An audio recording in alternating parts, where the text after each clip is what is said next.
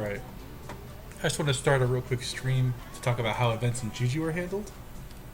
So what I've done is I've created a real quick charm layer here. So it looks like this. It's just a real simple layer that inherits the basic layer. And then there is a reactive file that has events in Juju, and that looks basically like this. It's just a dummy file that'll run on every hook. It should print hello world every time the hook runs. Then on installation it'll break, so we can actually use debug hooks to track through the sequence of events. So this is what we're going to do, and I'm going to show you guys just real quickly what some of the patterns that happen when you do charm deployments. And a lot of questions I get is, how does the event train work in Juju? When I deploy something, what happens? When I configure something, what happens? So I just wanted to explore, because this just kind of changes a little bit over time, so I wanted to show what currently happens when you run a Juju deploy, what events get walked through. So real quickly, I'm going to build this charm. Let me just source.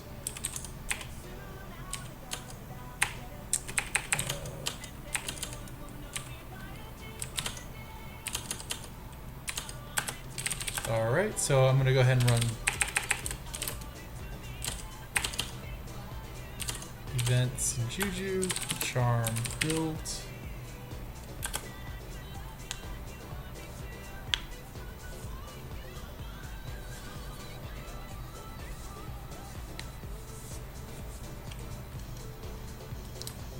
And I've got in here a Juju environment I've already bootstrapped and deployed. I've actually got something already running. This is the TensorFlow app that I was trying out yesterday.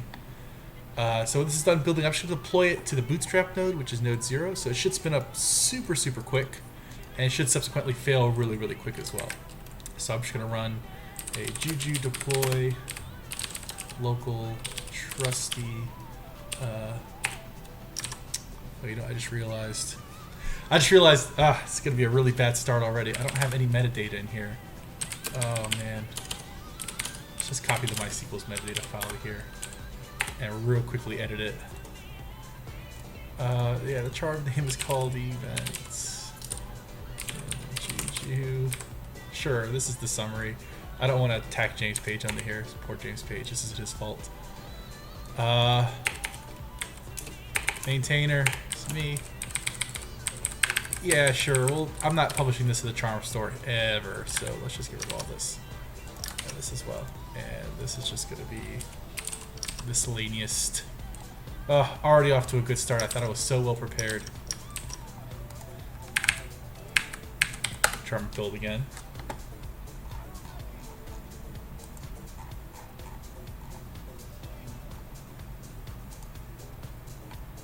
I don't want...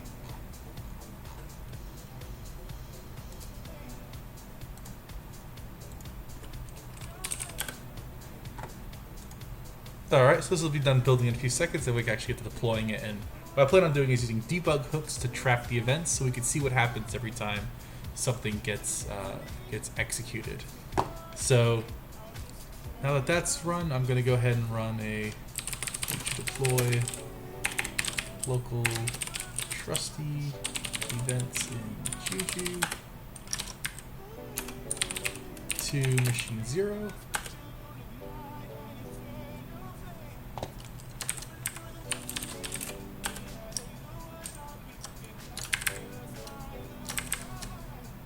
So in a few minutes we should see events in Juju pop up here as a service and events in Juju/0, and it should move pretty quickly to an errored state.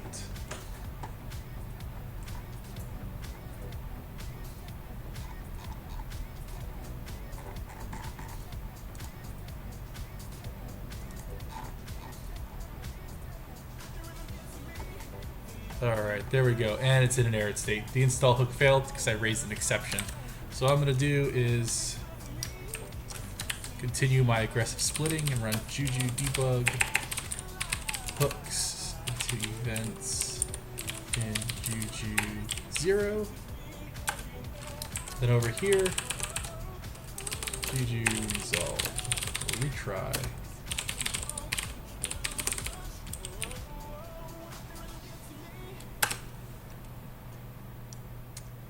Alright, so that should bump us over here into the install hook, and it has.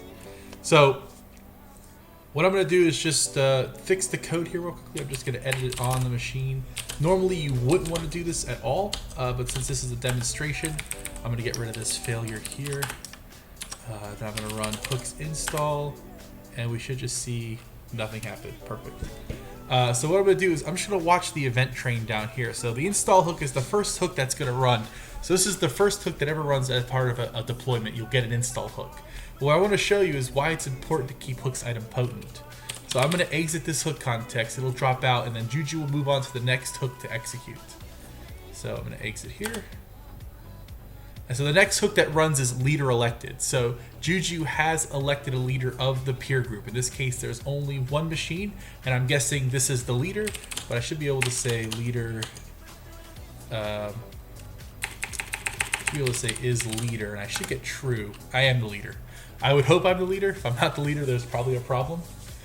So I'm the only unit, so I'm the leader. But anytime we add another unit to this, so if we scale this service out horizontally, Juju will tell everyone, hey, leader will be elected every time through on them. And when the election runs on each of those machines, it'll say, they'll be able to query, are you the leader? And Juju will say, no, the 0 unit is the leader. But it may not always be the leader. So if I were to delete this unit and there are several others in the pool, the Juju will re-elect the leader. This is a great way to help model how quorum and stuff works for a clustered distributed service. So I'm going to exit out of this hook. The next one that runs is config change. Now, I don't have any config.yaml. If you do a config get here, you'll see that I have nothing. But the event will always execute. So anytime that Juju queues an event, as long as there's a hook to run, Juju will run that hook. So if you see here, if there is no hook file present, Juju skips it, ignores it. So I'll go ahead and exit, and the next event we should get is probably start. And there it is. So this is when you run the start hook. I'm going to exit again. Let's see what happens next. So we get an update status hook next. So update status is a special hook. It runs periodically throughout the lifecycle of a service. This gives you a chance as a charm author to query the status of your service and then raise any health issues that may be latent and out of band of an actual execution of a hook. So if a service goes down for whatever reason, update status could say, is my service still running? If it's not, then I need to, raise a blocked or a concern to the user to let them know that the operator that's not there, or maybe just attempt to restart it. Or there's a bunch of things you could do as a part of this, as a result of this hook. I'm going to exit. We should be idle at this point. And if you notice here, we've gone to an unknown workload state and we're now idle. So there's nothing running, there's nothing in the event train, the hook execution pool is empty, we're all good to go here.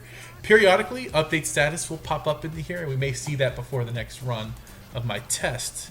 So now what I want to do is exit out of here. We'll leave this down here in case something else pops up, we can keep an eye on it.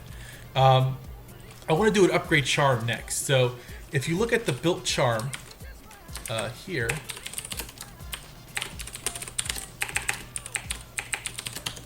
so read.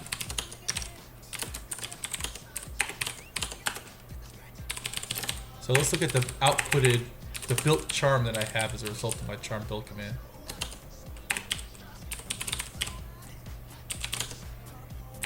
If you notice here, there's a lot of files. And let me bump them down just a little bit. Tech L2. But if you notice, we have these hooks that were pre-added for me here. So these are kind of the basics that you'd expect to respond to: config change, install, start, stop, and upgrade charm.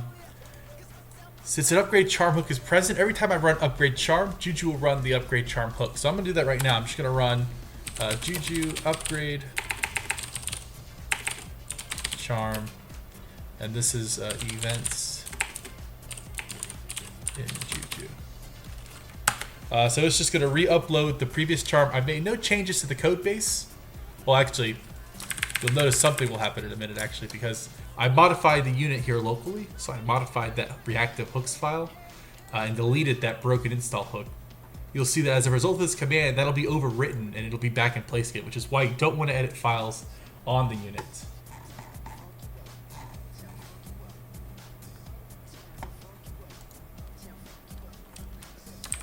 So if you see here, now we have the upgrade charm event was captured.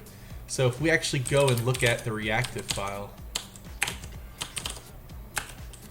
you see that install exception is back in place. This is why you don't edit files on the node without making sure you first at least introduce that change locally on your machine. So I'm gonna get rid of this. And we're gonna exit. And the next hook that fires is config change. You might be asking yourself, why is configuration change firing? No one has invoked config change.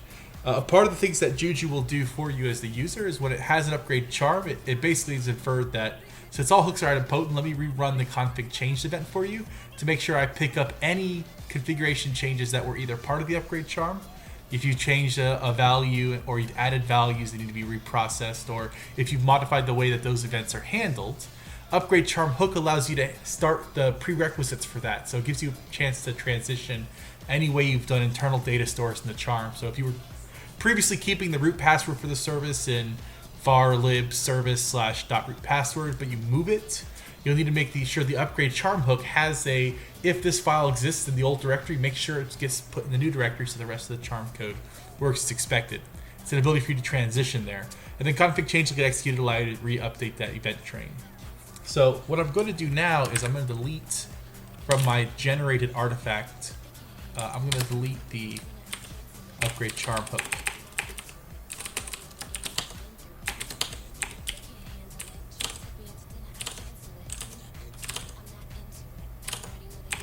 Now I'm under the impression that in doing so, Juju will have a slightly different course it'll take.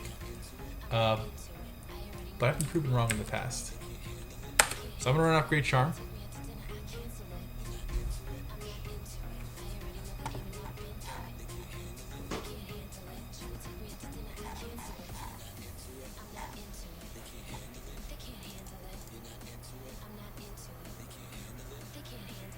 Alright, wait for it to come up in a few seconds.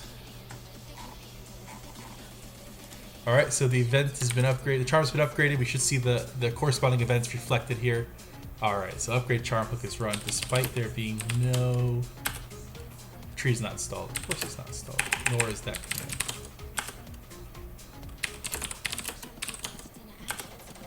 There's no upgrade charm hook, but upgrade charm event was triggered. Let me exit. Config change is run, exit again, okay. Let me do this one more time, because there was previously an upgrade charm hook and now there's not.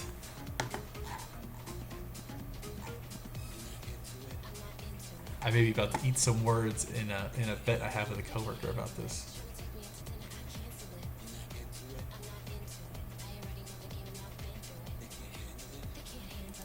So update status is run again, like I mentioned before. This runs periodically, so we'll just exit out of the update status. I'm not interested about that one.